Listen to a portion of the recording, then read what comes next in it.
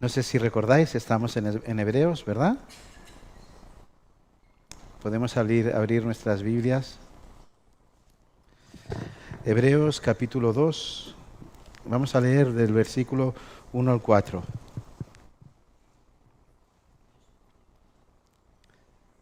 Hebreos capítulo 2, versets del 1 al 4.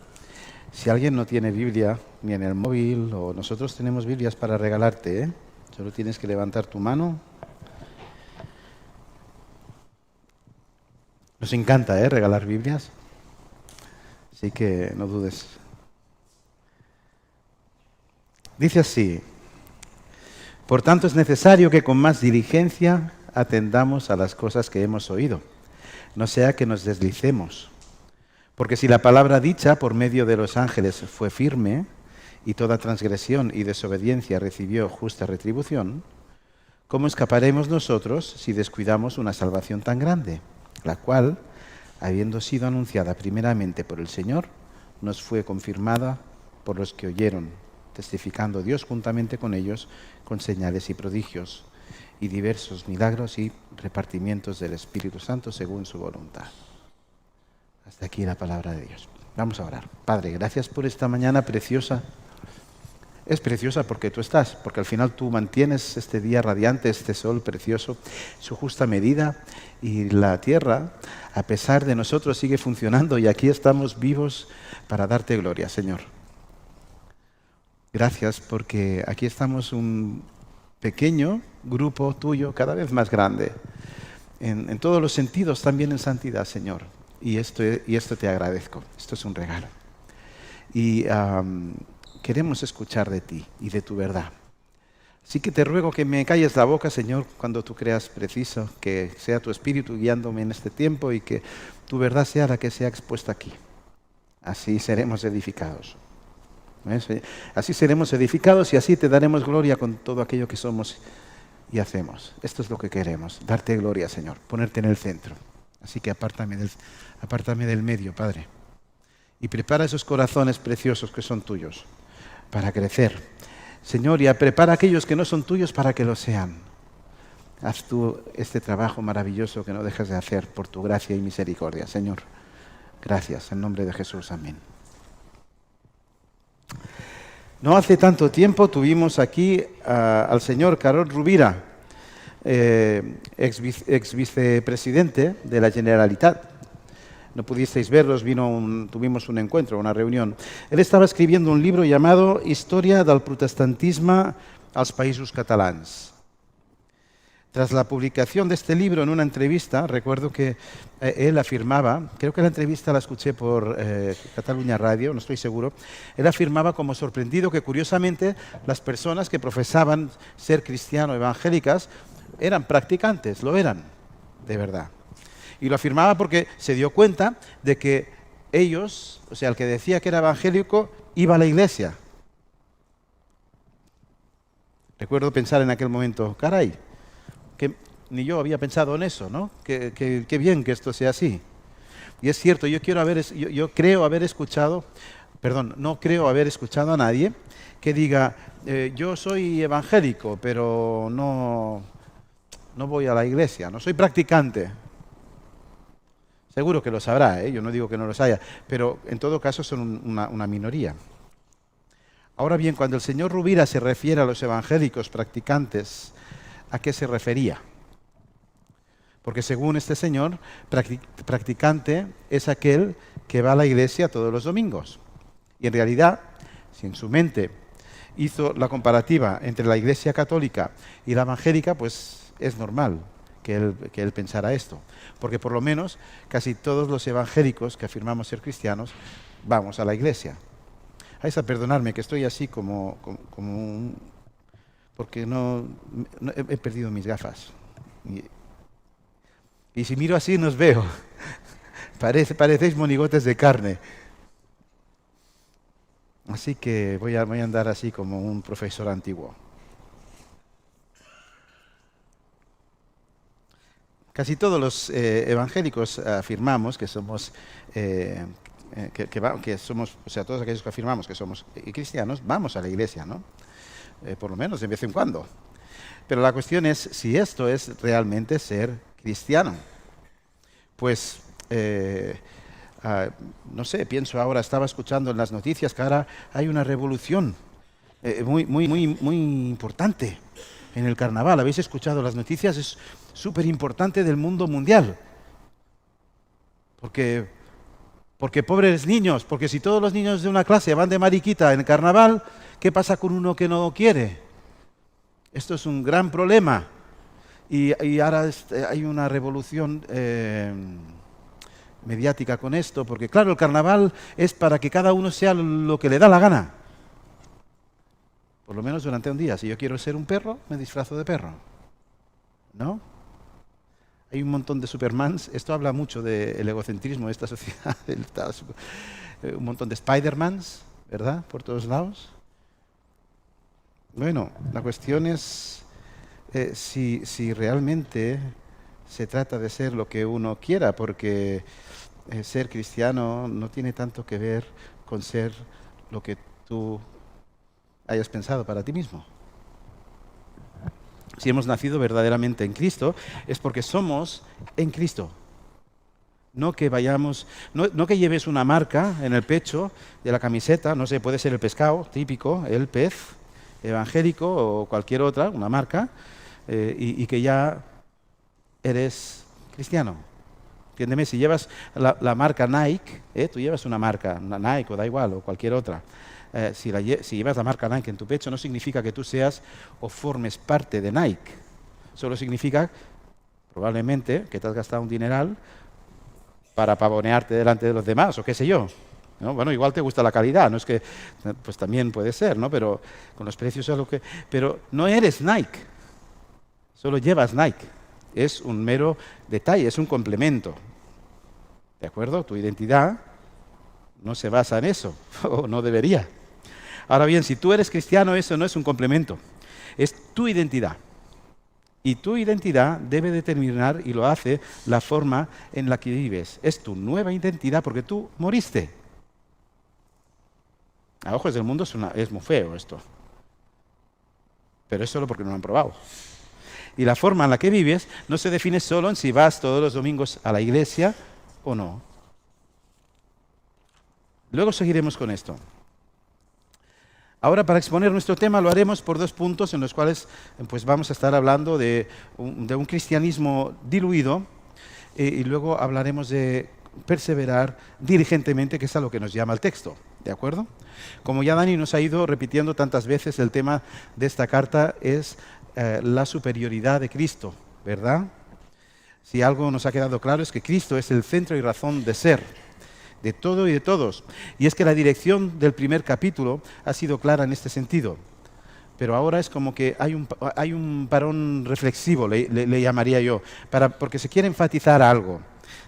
Yo me lo imaginé, esta cabezota mía que imagina constantemente, pues me imagino que me voy con cada uno de vosotros, ¿no? Que voy por un camino andando, normal, vamos charlando, y yo te estoy hablando pues precisamente de la realidad de Cristo, de la importancia de Cristo, que es mucho mejor, mucho más alto que los ángeles, y que lo que los ángeles digan, ¿no? Y es súper importante hasta que de pronto en ese camino en el que estamos paseando, estamos conversando, me paro, ¿sabes? ¿No? Estás andando y te paras y obligas al otro a pararse, porque no se va, y te paras y estás, ahora quiero mirarte a la cara, ¿no? Ahora quiero decirte algo en lo que quiero que reflexiones. O sea, te he dicho todo esto para llegar a este punto para que reflexiones. Por ello empieza el texto con un por tanto. El por tanto es por tanto, todo esto que he dicho, ¿de acuerdo? En base a lo que se ha dicho.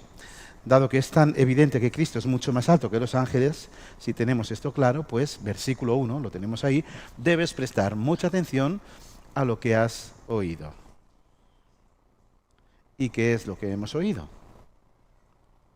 ¿Qué es eso que debemos de saber y tener claro, lo cual debe ser tan importante? Bueno, es la base sobre la cual todo debe apoyarse, la base sobre la cual se apoya nuestra identidad. Aquello que somos. La identidad es aquello que somos.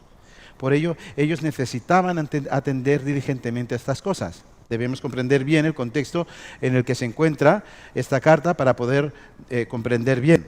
Esta carta, como su nombre indica, va dirigida a los hebreos, a los judíos. No a inconversos, sino a conversos, a verdaderos cristianos que procedían del judaísmo y ellos necesitaban fortalecer su fe, por alguna razón que ya veremos. Ponte en el lugar de ellos. Piensa que eres uno de ellos, para ponerte en situación. Ahora estás en el año 67, que es más o menos cuando se escribe esta carta, y eres un judío. Llevas toda tu vida viviendo de una determinada manera, con unos valores que eran realmente distintos a los revolucionarios, valores cristianos. No distintos en el sentido de contradictorios, pero sí distintos en aplicación. Era casi contradictorio no vivir para cumplir la ley y vivir desde la gracia de Cristo, pues llevaban miles de años siendo esclavos de esa ley, tratando de cumplirla por ellos mismos. Y ahora el texto afirma que esta palabra hablada por los ángeles tuvo validez, pero ¿a qué se refiere cuando dice esta palabra hablada por los ángeles? ¿De qué se está refiriendo? Se refiere a la ley de Moisés, a la ley que Moisés había recibido, la cual fue entregada, según creían los judíos, por medio de los ángeles. Esto vemos cómo se menciona en Gálatas 3:19, cuando dice, fue ordenada, hablando de la ley, por medio de ángeles en mano de un mediador. El razonamiento judío es que hay que entenderlo. Algunos de ellos lamentaban que la ley judía hubiera sido dada por medio de los ángeles, mientras ellos habían recibido el Evangelio. Eran cristianos, ellos habían recibido el Evangelio, pero por medio de meros hombres, solo de hombrecillos. Como que les parecía más alto el hecho de que la ley viniera por medio de los ángeles, ¿no? ¿Sí? A ti si viene el alcalde de Vilafranca y te dice algo, vas a prestarle atención, pero si te viene, no sé, tu hermano pequeño, pues no tanta, ¿no? Igual. Bien.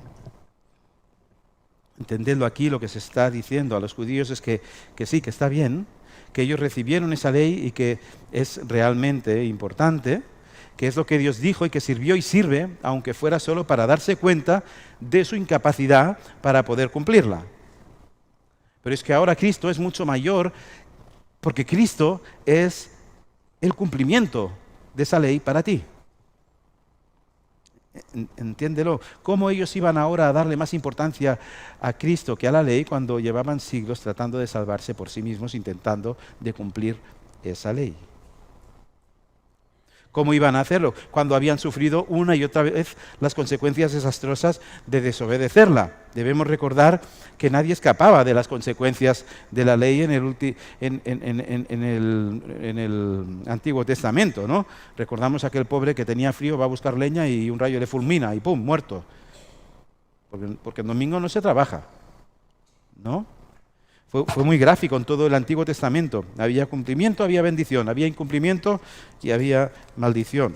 Y ahora el autor del libro dice, está bien, esta ley tuvo validez y es válida, se la tiene, es lo que Dios dijo y dice, y sí, cada cual recibió lo que justamente merecía en aquel momento, pero cuidado, ¿qué te hace pensar que puedes escapar de las mismas consecuencias, de aquellas consecuencias desastrosas de desobedecer, si descuidas esta salvación tan grande, no por la ley, sino en Cristo?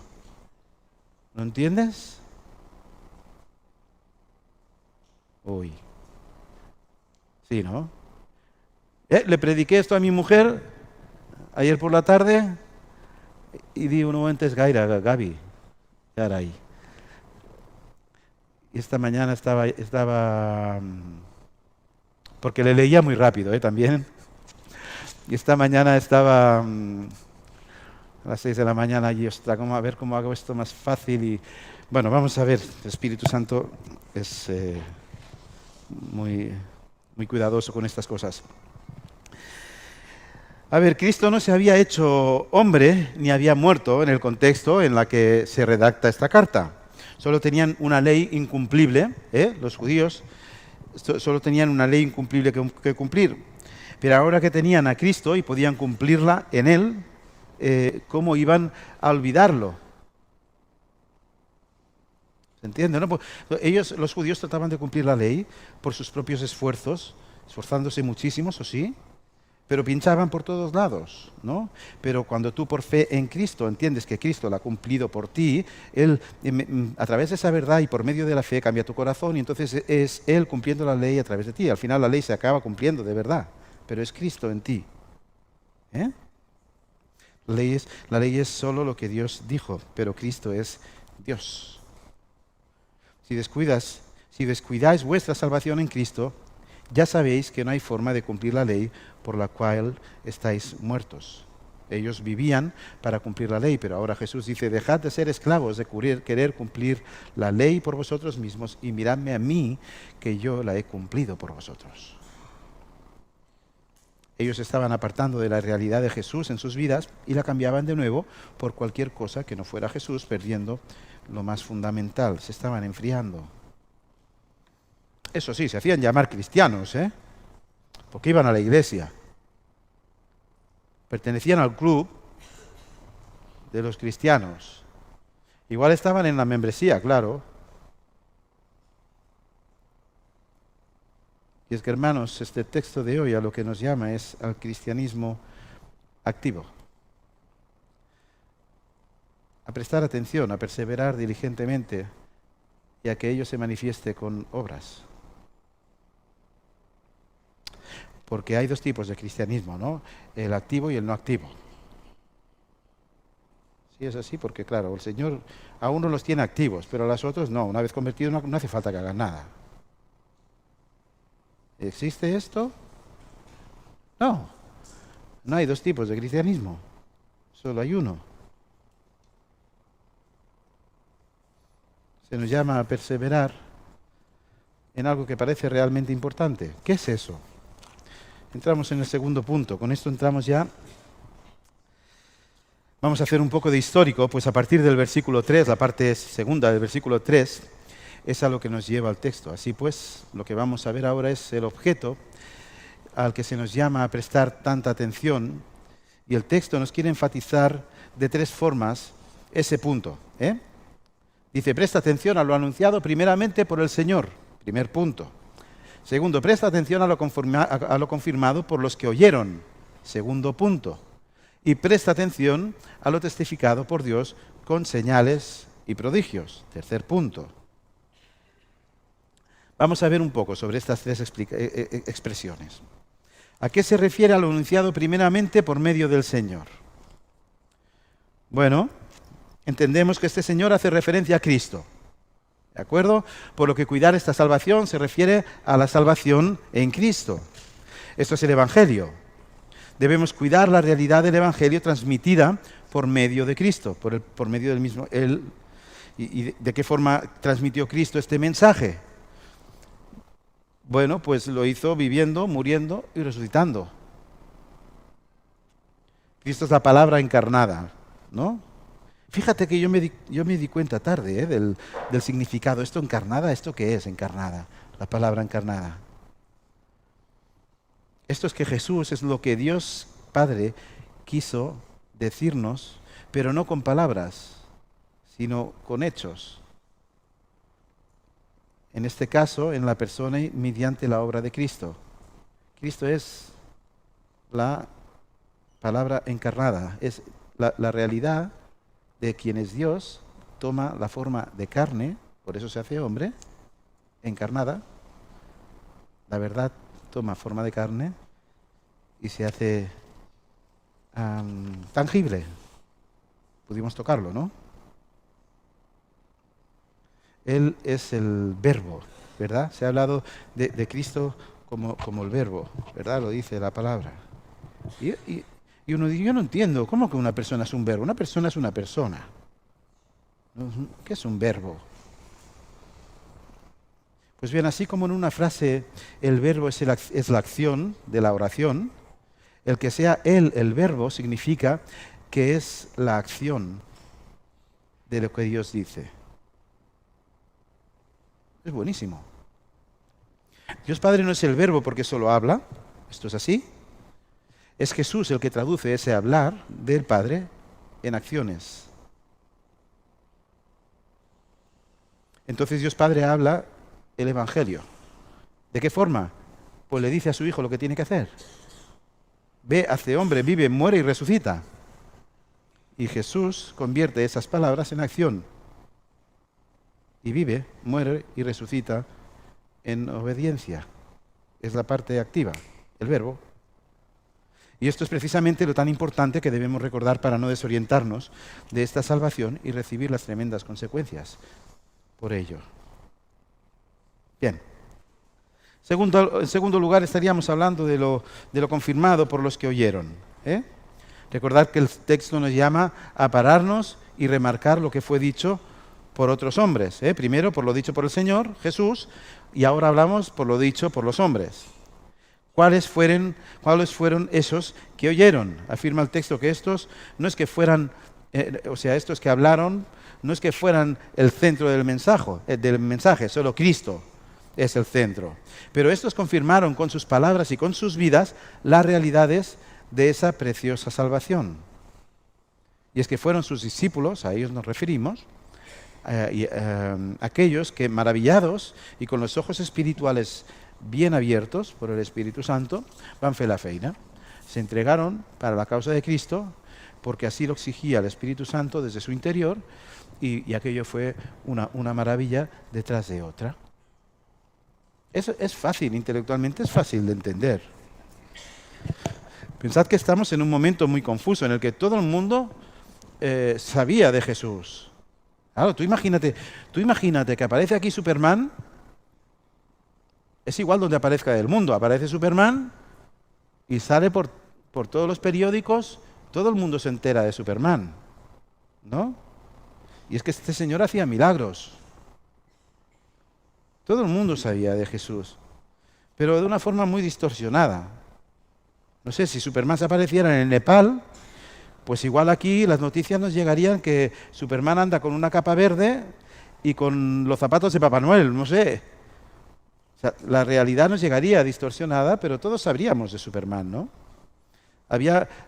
Lógicamente, había grandes charlatanes, usurpadores de la gloria de Cristo, con mucha labia y carisma probablemente, de hecho lo tenemos en el relato bíblico, ¿no? Que hablaban y hablaban de cosas que ni conocían ni entendían. Y había mucha confusión, no tenían un Nuevo Testamento porque no se había hecho todavía el canon bíblico, había mucha literatura que corría por el mundo. No se había determinado qué libros eran certeros y cuáles no eran. No sabíamos lo que Dios quería contarnos de sí mismo, con absoluta objetividad. ¿Entendéis esto, no? El momento, tú puedes contarme lo que quieras sobre Cristo, pero a mí me basta con coger la Biblia y leerla para saber si lo que dices es cierto o si estás tratando de engañarme. Sé que la Biblia es verdad, como espada de doble filo, es que discierne, pero no era así para ellos. A ellos les faltaba la mitad del libro, la mitad del relato de Dios. Y todo era cuestionado, se mezclaba lo viejo con lo nuevo y aquello era una locura. Lo hacemos ahora que tenemos la Biblia, ¿cómo sería entonces? Pero ahí tenemos a los apóstoles, los cuales escribieron, y vemos a las iglesias de todas partes pasándose cartas de estos que no cesaron de hablar de las maravillas que conocían, porque ellos lo habían experimentado en primera persona, lo habían visto, al mismo tiempo que ellos mismos hacían también esas maravillas. Pues Dios estaba con ellos y afirmaba la veracidad de este mensaje, y este es el tercer de estos puntos. Dios estaba con ellos y afirmaba que el mensaje de estos era verdad. Y lo hacía con auténticos milagros visibles y evidentes. ¿De qué forma hubiéramos podido quedarnos solo con los que decían la verdad? ¿No? Sí, claro. Si yo estoy hablando, ¿no? Y estoy cogiendo este micrófono, ¿no? Y hay otro que me está hablando y estamos hablando sobre el mismo tema. ¿De acuerdo?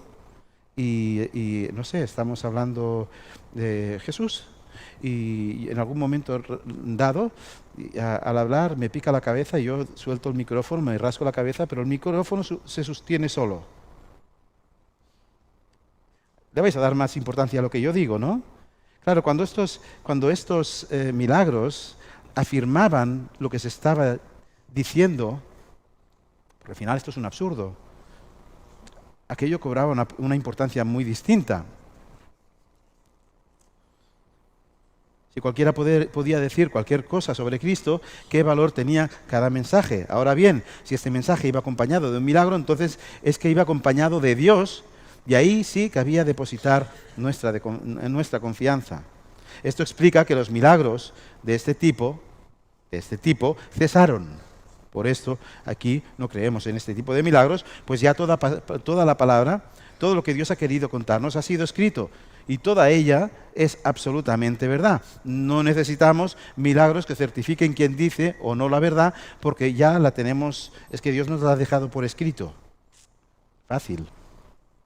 Pues bien, estos milagros no son más que, como dice el texto, Dios mismo testificando. Esto es una maravilla. Entender esto es una maravilla, ¿no? Como el Señor va proveyendo en cada momento de lo necesario. Cristo ha muerto y ha resucitado. Esto es la maravilla. El Espíritu Santo guía a su gente a hablar y recordar una y mil veces el gran mensaje de salvación, empezando por los apóstoles, y Dios Padre se hace evidente mediante esos milagros. Ahí vemos al Hijo, al Padre y al Espíritu Santo obrando en una misma dirección. Impresionante. Todo por un mensaje. Pues váyatela con el mensaje. ¿Y cuál es el mensaje?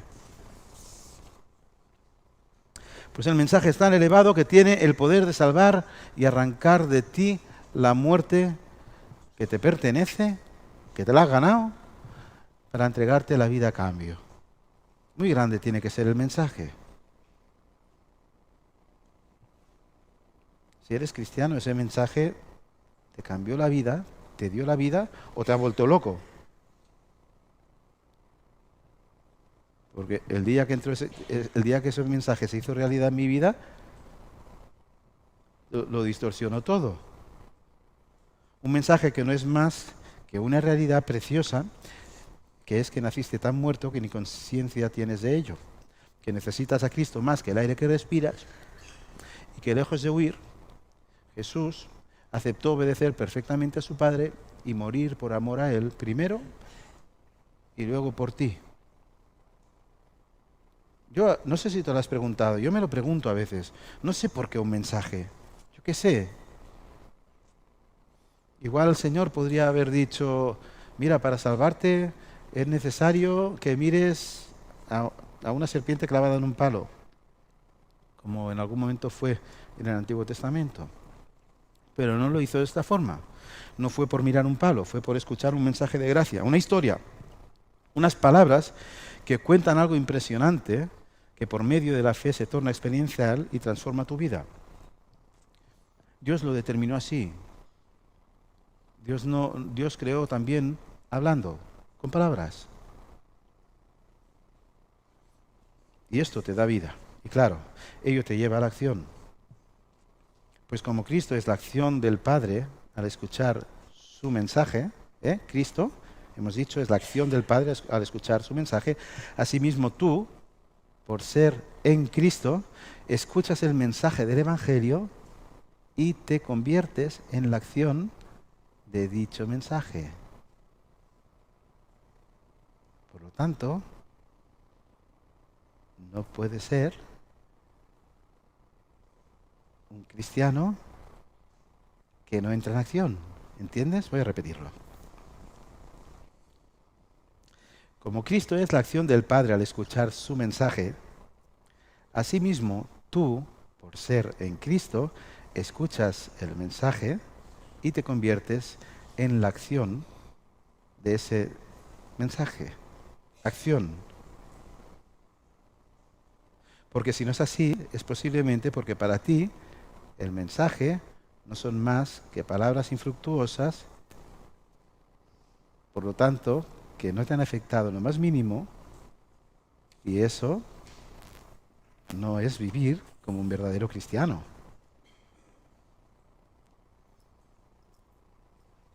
No te engañes. A veces por la realidad de haber sido hecho hijo de Dios, te confundes y crees tener vida propia. O sea, nos confundimos y pensamos que con que hemos adquirido la vida del Señor y estamos acostumbrados a vivir en el Señor, pensamos que esa vida nace o fluye desde nosotros. Aun habiendo sido salvado, la vida preciosa que tienes, si la tienes, no proviene de ti. Proviene del que te la dio, el cual es vida. Por ello es que separados de Él nada podemos hacer.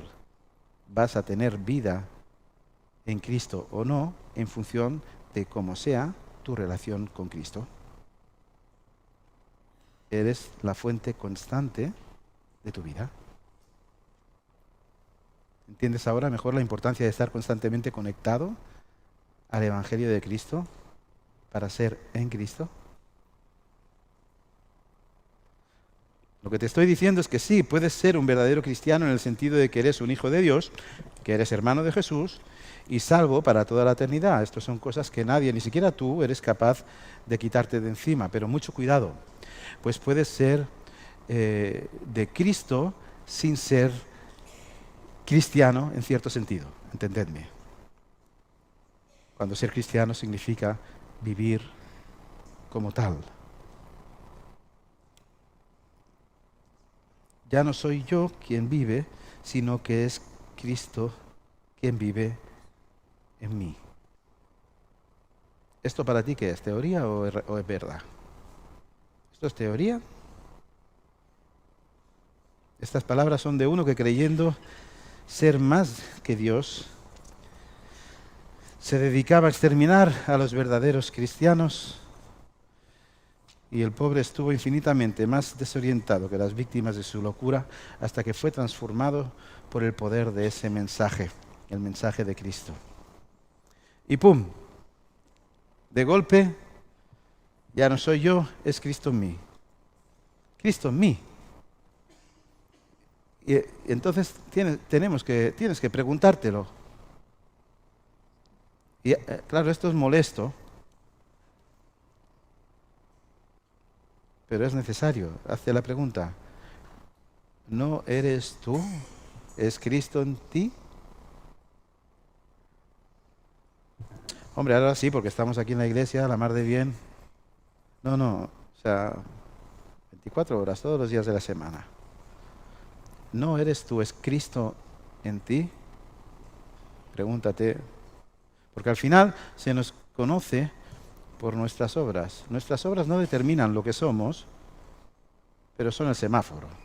Son el indicativo de qué es lo que somos. Qué tristeza, queridos, cuando pienso en cómo me alegré al escuchar el testimonio de este político, de Carod Rovira. Los que afirman ser evangélicos realmente lo son porque van todos a la iglesia. Pues mira, lo siento, señor Rovira, gracias por este intento, ¿no? Pero muy pocos cristianos debemos ser si Cristo y su mensaje son solo para el domingo por la mañana. Si no somos el Evangelio en acción, si no andamos diligentemente, bien alineados con lo que quiera que Dios diga, entonces no estamos viviendo la verdadera vida cristiana.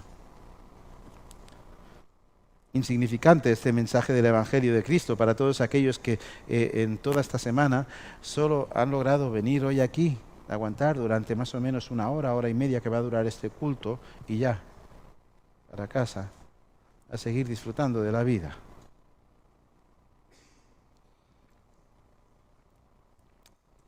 Es necesario pasar por la sombra para entender la gracia, pero deja que te diga que hay mucho más. Hay mucho más. Entrégate al mensaje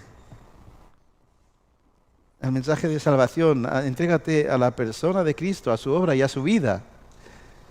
Que es que no es como una losa insoportable. Es que esto no se trata de irás al infierno. Es que no funciona así. Es que el Señor quiere infinitamente más que lo que tú quieres para ti mismo.